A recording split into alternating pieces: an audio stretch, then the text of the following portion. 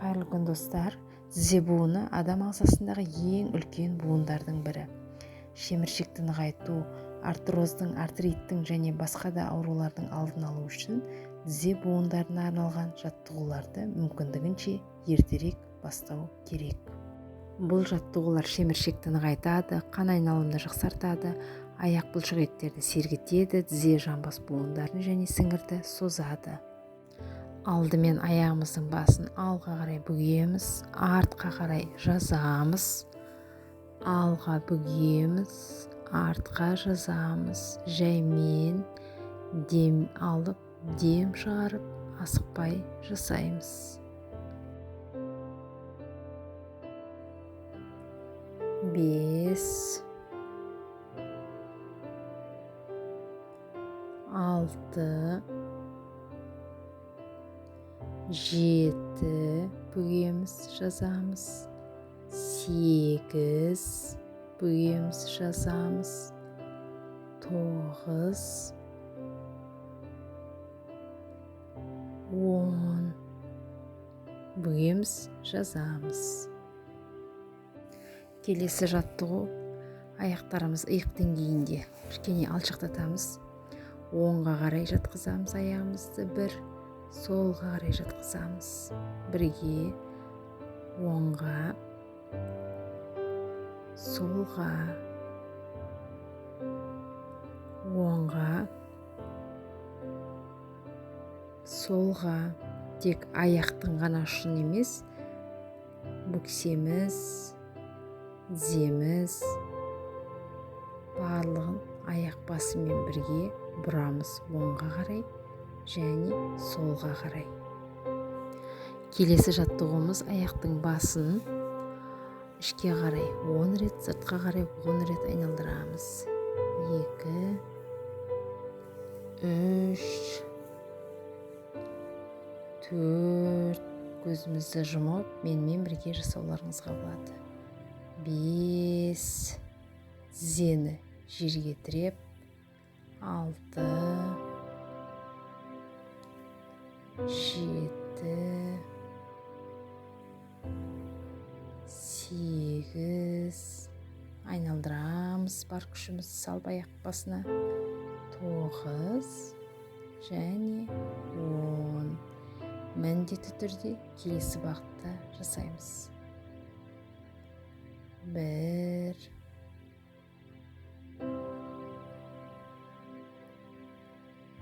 2,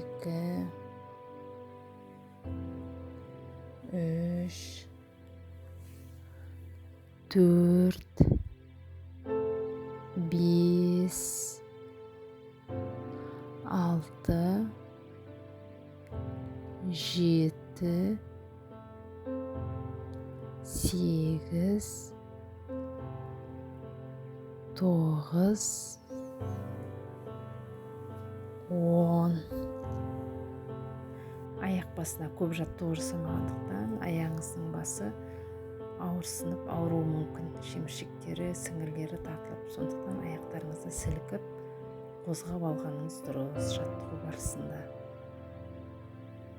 Бүгінгі ұсынып отқан жаттығуларым кілемшеге жатып жасайтын жаттығулар. Келесіде отырып тізеге жасайтын буын жаттығуларын сіздерге ұсынамын. Келесі тізеге арналған жаттығуымыз, аяғымызды иық деңгейінде созамыз. Оң аяғымызды тізеге қарай жаймен бүгеміз, созамыз, жаймен бүгеміз, созамыз, бүгеміз, 3-ші рет созамыз, 5 рет жасаймыз. Әр аяққа 5 рет.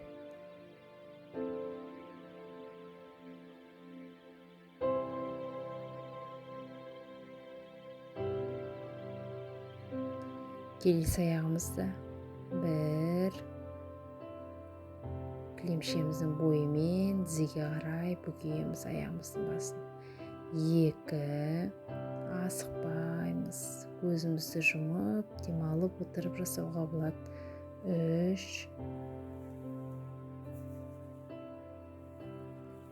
4, 5. Аяғымызды созып, енді екі аяғымызды бір-біріне жақындатып бірге жасаймыз. Қос аяқпенен тізеге бүгеміз аяқ басын. 1, жаймен кілемшенің бойымен. Егер де қолыңыз ыңғайсыз болса, тіреуге, онда басыңызға тіреп алуларыңызға болады. 1, 2, кілемшенің бойымен асықпаймыз. 3,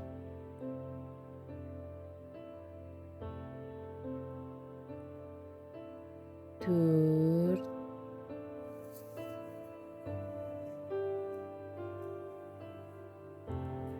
5. Тізе буындарына арналған жаттығуды бастапқыда 5 рет ұсынып отырмыз сіздерге. Жаттығуды жасау барысында күнделікті әдетке айналдырсаңыздар, онда 5-тен 10-ға дейін, 10-нан 15-ке дейін созуларыңызға болады. Келесі буын жаттығуымыз оң жақ тіземізді, аяғымызды жоғары қарай көтереміз.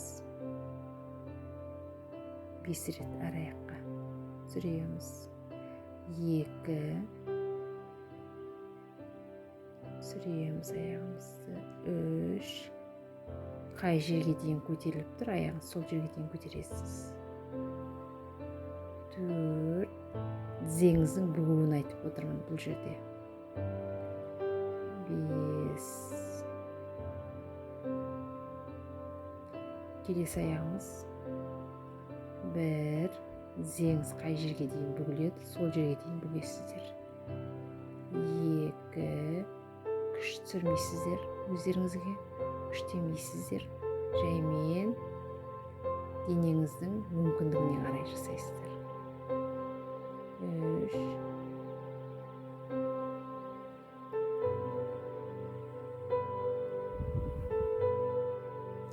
2 аяғымызды қосып, тіземізді жоғары қарай көтереміз.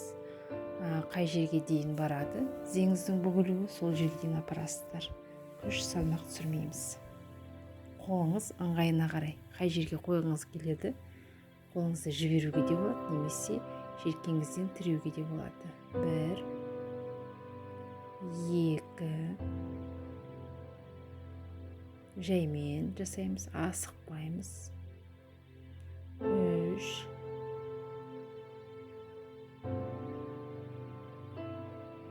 4,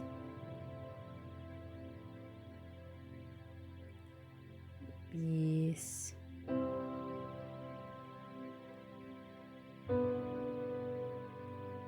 Келесі жаттығу. Сол аяғымызды жоғарға көтеріп, велосипед жасаймыз аяқпенен. Педальді қалай басасыздар, аяқ басын қалай қозғалтасыздар, қараймыз.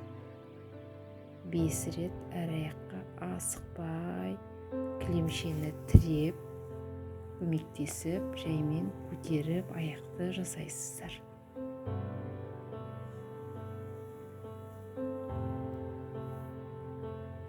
Келесі аяғымыз, жаймен оң аяғымызды жоғары қарай көтереміз, педальді басамыз, тіреміз, көтереміз аяқты, өзіміз көзімізді жұмып, велосипед айдағандай болып келе жатамыз. Жаймен жасаймыз.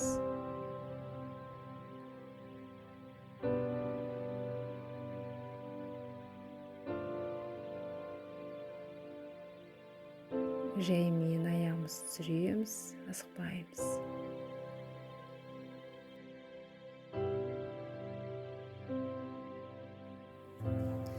Аяғымызды сілкіп, қозғап аламыз.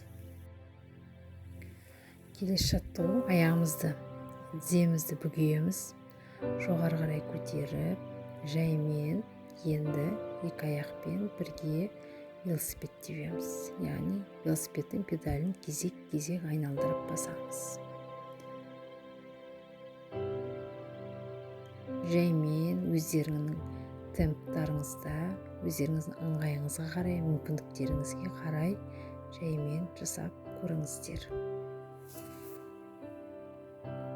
аяғымызды қыздырамыз, асықпаймыз. Дем алып, дем шығарып отырамыз, асықпай. Қайтадан дұрыстап жасап көрейік. Жаймен 1, сол аяқ, оң аяқ 2, 3, 4, 5, 6, 7, ауада велосипед айдаймыз. 8, 9, 10.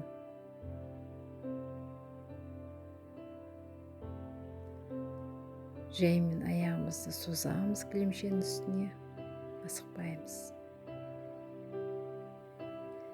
Келесі жаттығуды жасамастан бұрын аяғымызды сілкіп демалтып аламыз. Тіземізді бүгейміз. Аяғымыздың басын иық деңгейінде, яғни аяғымыздың арасын ашамыз. Тіземізді бүгейміз. Екі қолымыз екі жағымызда. Жаймен бөксемізді жоғары қарай көтереміз де иығымызбенен кілемшені тірейміз. Жауырынмен ғана тірейміз. 1. Қайтадан жартылай мост жасаймыз. Аяқпен тіреп, бөксемізді көтереміз, ішімізді көтереміз. Жауырынмен ғана тірейміз. 3. Жоғарыға көтереміз. Жартылай мост ұмытпаймыз. Қалыптың атауы жартылай мост деп аталады. 4. Екі аяғымыздың басымен және жауырынмен тірейміз. Жоғары қарай көтереміз. Жібереміз. Келесі жаттығу жартылай мосттан кейін міндетті түрде жасау керек. Ол аяғымызды жаймен созамыз. Оң аяғымызды тіземізді бүгіп жоғары қарай көтереміз. Қай жерге дейін тіземіз бүгіледі, сол жерге дейін ғана бүгесіздер. Яғни қатты күш түсіріп, салмақ түсірмейсіздер. Денеңізді тыңдайсыз. Қай жерге дейін бүгіліп тұр, қай жерге дейін тартылып тұр, сол жерге дейін тартасыздар. Шама келгенше кеудеге қарай тартасыздар. Қай жерге келді, сол жерде көзімізді жұмып, жаймен демалып, дем шығарамыз. Асықпаймыз, күштемейміз, салмақ түсірмейміз өзімізге. Барлығы уақыт еншісінде бара-бара үйреніп кетесіздер. Жаймен жібереміз. Келесі сол аяғымызды тіземізді бүгеміз. Кеудемізге қарай тартамыз. Тартылғанша қай шамада тұр, сол шамада ұстаймыз. Мен сіздерге шамамен көрсетіп жатырмын. Кейбіреулеріңіз қатты тартылмауы мүмкін кеудеге тізелеріңіз. Көзімізді жұмамыз. Дем алып, дем шығарамыз. Асықпаймыз.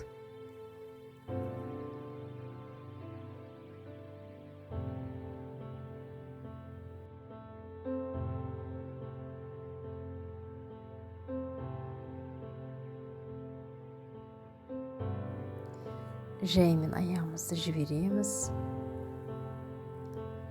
Келесі жаттығу екі тіземізді жоғары қарай көтереміз. Кеудемізге қарай қолмен тартамыз, қолдың көмегіменен. Тізенің басын тартуға болады. Немесе тобықтан қолыңызды кресттеп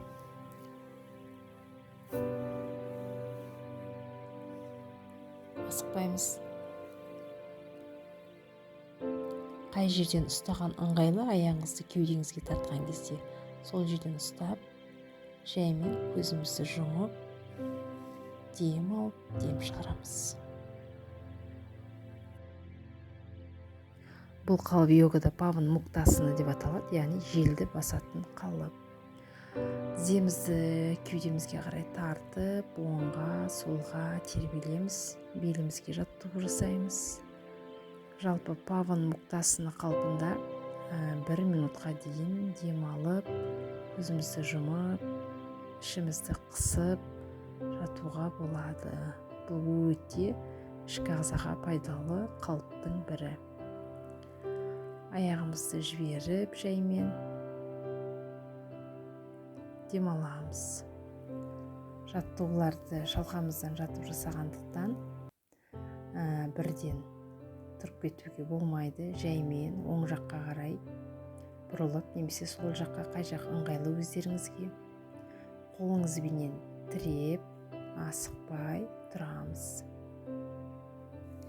Менімен бірге жаттығу жасағандарыңыз үшін көп рахмет. Каналға тіркеліп, лайк басып, каналдың дамуына өз үлесіңізді қосуды ұмытпаңыз. Осы бейнежазбаның астына өздеріңіздің ұсыныстарыңызды, пікірлеріңізді жазуды ұмытпаңыздар.